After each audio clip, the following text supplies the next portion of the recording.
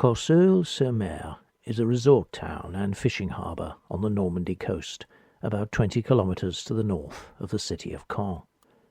On 6th June 1944, the maelstrom of war descended on this quiet little town, as it became one of the hard-fought battlegrounds of the Normandy landings. This scene, on the beach at Courseulles, was drawn a few weeks after D-Day, at the beginning of July 1944.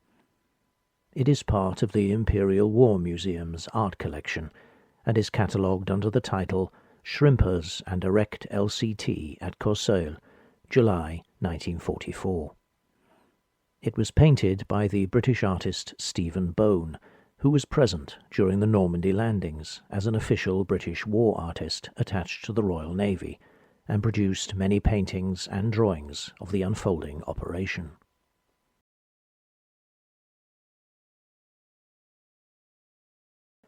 This is one of his quieter, more contemplative pictures, capturing a scene about 3 weeks after D-Day itself.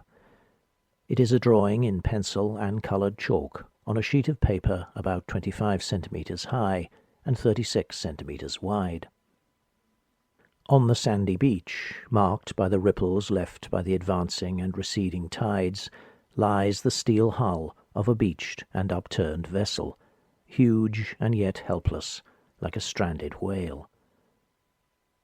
The title of the picture tells us what it is: an LCT, landing craft tank, a flat-bottomed vessel designed to run up onto the beach so the tanks or other vehicles it carries can be disembarked directly onto the shore across the ramp at the bow. Hundreds of these vessels were used in the Normandy landings, and they were, of course, prominent features of the landing beaches. They feature in several of Stephen Bone's paintings and drawings, offshore, during the landings, and as wrecks. In this image, the landing craft's stern is towards the right, with its screw and rudder rearing up against the sky, and the angular lines of its hull receding towards the bows on the left. The open sea is in the distance behind the stranded hull, so it is lying more or less parallel to the shore. It must have broached, overturned, and been swept up the beach, one of many craft lost not only to enemy action, but to waves and weather or other mishap during the landings. In front of it are 3 figures, dwarfed by the size of the derelict hull. I described this picture a minute ago as quiet and contemplative, but in reality, Courseulles in the weeks after D-Day was anything but quiet. The landings, which began on 6th June 1944, were just that, a beginning, the start of a huge effort that continued for months as the Allies fought their way inland. Ports like Courseulles became transit points through which poured the vast quantities of people, supplies, and equipment needed to sustain the invasion. In the background, stretching along the horizon, we can see a line of supply vessels, ship after ship, signifying the scale of that ongoing operation. Yet there is an air of quietness about this scene, the suggestion of an interlude between the rise and fall of the tides of war.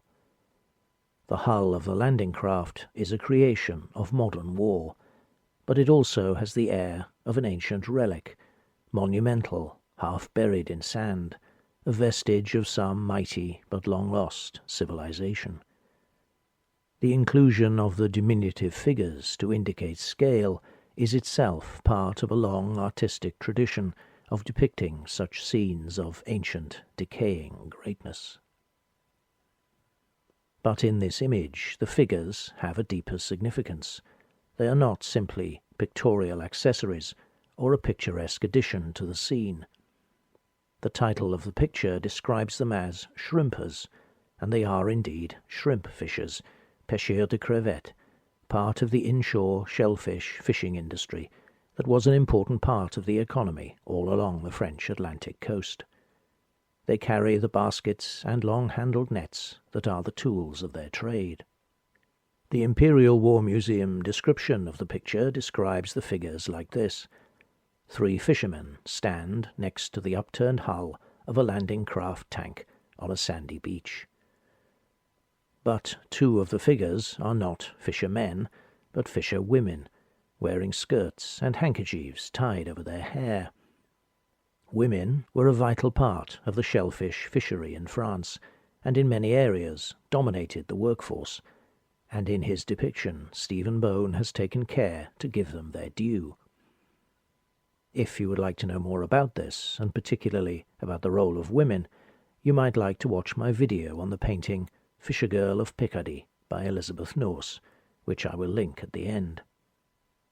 The other error in the Imperial War Museum description is the statement that these figures are standing next to the landing craft. They are not standing, they are walking. They are taking no particular notice of the huge, beached and rusting hull, except to walk around it, because they are going to their place of work, the shoreline, where sea and sand meet, and where they find their catch. They are not concerning themselves with the destruction and debris of war, but with the day's work.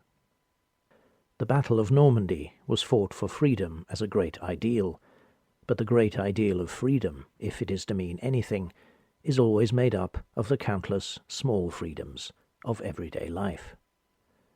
After years of brutal occupation, these 3 figures are now free citizens again, thanks to the liberation in which the great stranded steel hulk that looms over them played its part. They walk past it across the sands, nets in hand, baskets ready for the day's catch. They represent life continuing, work resuming, normality returning. They walk in freedom. They are figures of hope, of liberation.